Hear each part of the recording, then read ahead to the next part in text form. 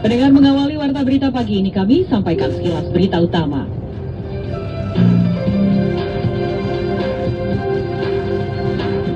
Ketua Komisi 2 DPR Ahmad Doli Kurnia mengatakan pihaknya menemui Mahkamah Konstitusi guna membahas kemungkinan memangkas waktu penyelesaian sengketa pemilu.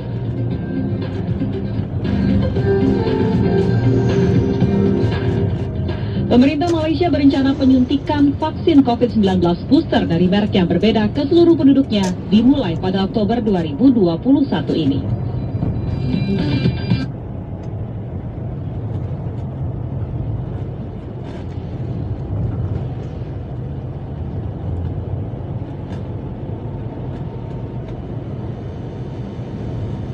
Adi, waktu Indonesia bagian Barat.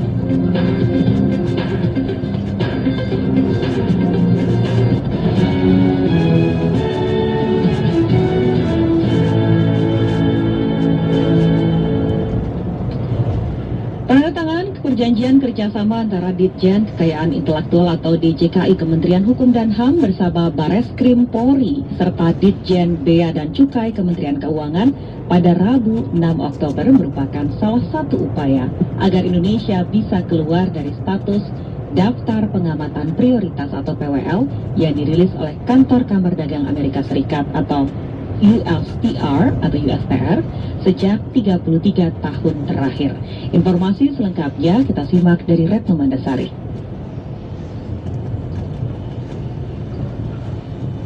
Kami mohon keterangan kepada Bapak Dirjen untuk tetap berada di tempat selama 33 tahun Indonesia berada di dalam Daftar Pengamatan Prioritas atau PWL yang dirilis oleh Kantor Kamar Dagang Amerika Serikat USTR.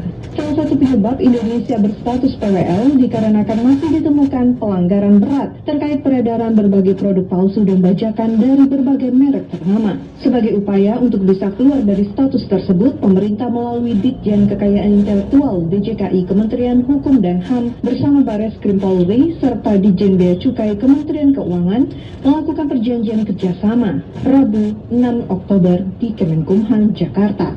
Ditjen Kekayaan Intelektual Freddy Haris menyatakan perjanjian kerjasama dimaksudkan pula untuk mendukung kekayaan intelektual yang berasal dari luar negeri. Lebih lanjut, Freddy menambahkan adanya kerjasama dengan sejumlah pemangku kepentingan di dalam perjanjian tersebut merupakan upaya serius agar Indonesia bisa keluar dari status PWL. Freddy bahkan menargetkan Indonesia bisa keluar dari status PWL pada 2022 mendatang.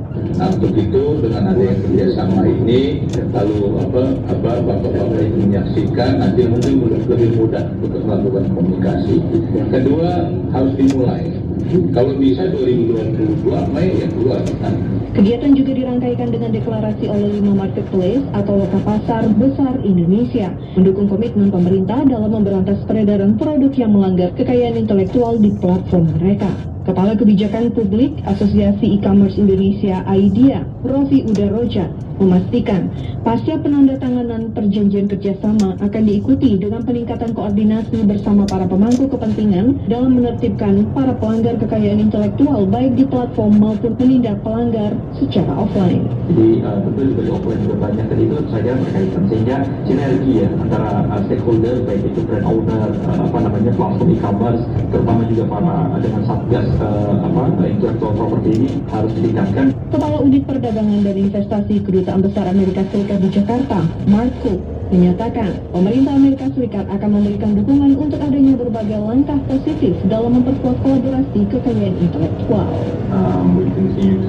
Kami akan melanjutkan upaya mendukung Indonesia untuk membuat berbagai langkah positif ke arah yang benar untuk lebih mempererat kolaborasi kekayaan intelektual yang tentu saja merupakan bagian penting dari berbagai upaya ini. Selain melakukan penandatanganan perjanjian kerjasama tiga pihak, pemerintah juga turut membentuk Satuan Tugas Operasi Penanganan Status PWL Indonesia di bidang kekayaan intelektual. Apabila Indonesia masih berstatus PWL, maka pihak Amerika Serikat akan menaikkan tarif bea masuk sebesar 7%. Hal ini tentunya akan memberatkan pelaku usaha ekspor maupun investor yang menanamkan modalnya di Indonesia. Hubungan e-commerce terhadap kebijakan perlindungan dan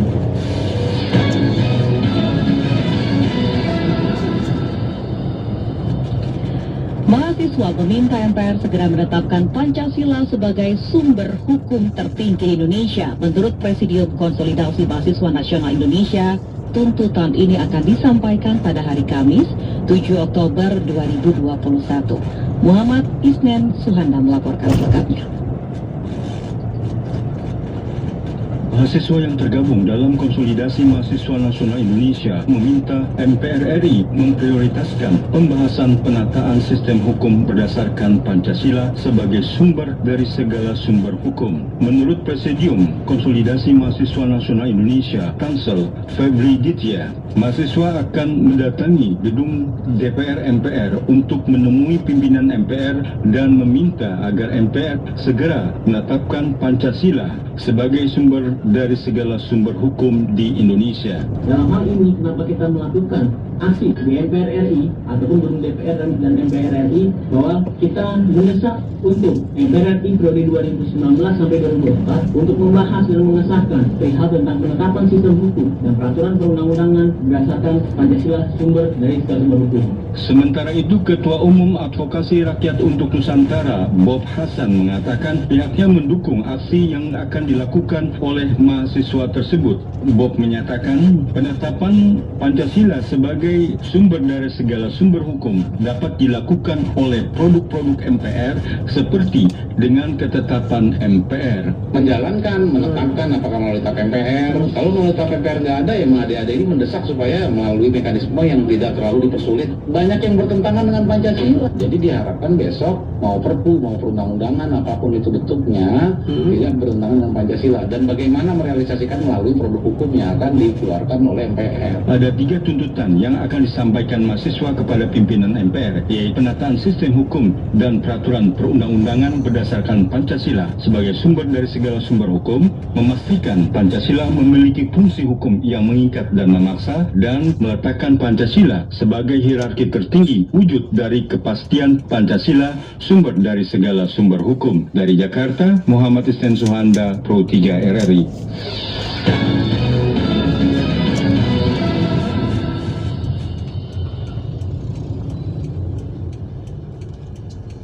Terima kasih Anda masih menyimak Warta Berita Produksi Pusat Pemberitaan Programa 3 Radio Republik Indonesia. Sejumlah daerah di utara Jakarta diprediksi akan tenggelam pada 2050 mendatang akibat terjadinya penurunan muka tanah antara 10 hingga 12 cm per tahunnya. Informasi ini kami hadirkan dalam sesi laporan khusus Pro 3 bersama Alfred Stuter.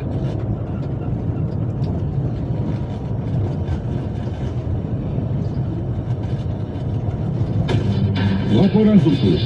Laporan khusus. Laporan khusus. Isu ini itu bukan pertama kali. Sejumlah kajian menyebut Jakarta akan tenggelam pada tahun 2050 mendatang. Data menyebutkan setiap tahunnya di Jakarta terjadi penurunan muka tanah 10 hingga 12 cm.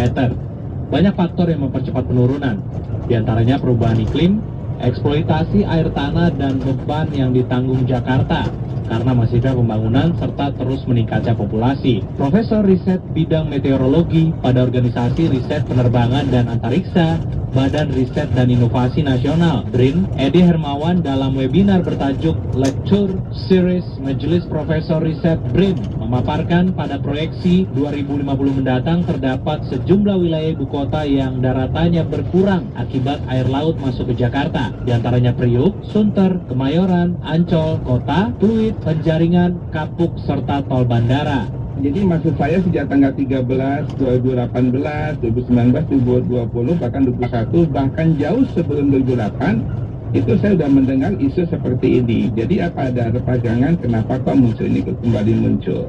Ya, 2018 Jakarta the fastest sinking city in the world. Kemudian benarkah Jakarta terancam tenggelam? Ini faktanya. Kemudian bukan hanya karena buang sampah sembarangan, banjir di Jakarta disebabkan karena sendiri ya. Ini tanggal 2 Januari dan ini NASA memprediksi Jakarta akan segera tenggelam 2030. Di tengah isu ini, rencana larangan penggunaan air tanah bagi warga Jakarta pun mengemuka. Eksploitasi air tanah yang masih masif di ibu kota disebut-sebut menjadi salah satu faktor yang mempercepat penurunan muka tanah. Wakil Gubernur Jakarta, Ahmad Riza Patria, tak menampik bila warganya masih banyak yang memanfaatkan air tanah lewat pompa dan jet pump. Kondisi ini tak lepas dari belum meratanya pipanisasi air bersih dari Pamjaya. Meski demikian, Riza menegaskan tak akan melarang, tapi mengendalikan penggunaannya. Tidak ada larangan, jadi semua itu diatur ya, batasan adanya kebutuhan air tanah itu ya, agar semuanya bisa memenuhi kebutuhan tanah. Juga hotel-hotel ya kan, apartemen, perkantoran juga harus diatur kebutuhan air tanahnya ya. Juga masyarakat umumnya. Jadi semua kita minta bisa menghemat kebutuhan air tanah, kebutuhan air bersih ya. Sementara itu, juru kampanye Walhi DKI Jakarta Aminullah berpandangan pemerintah Jakarta perlu memastikan pipanisasi air bersih lewat PDAM bisa dilakukan hingga 100%, sehingga tidak ada lagi air tanah yang dieksploitasi. Kemudian memastikan eksploitasi seperti apa yang sangat berpengaruh pada penurunan muka tanah yang dilakukan masyarakat atau industri seperti perhotelan dan yang lainnya. Kan kalau masyarakat paling dia hanya bisa mengambil air itu di perairan yang dangkal, tanah yang dangkal.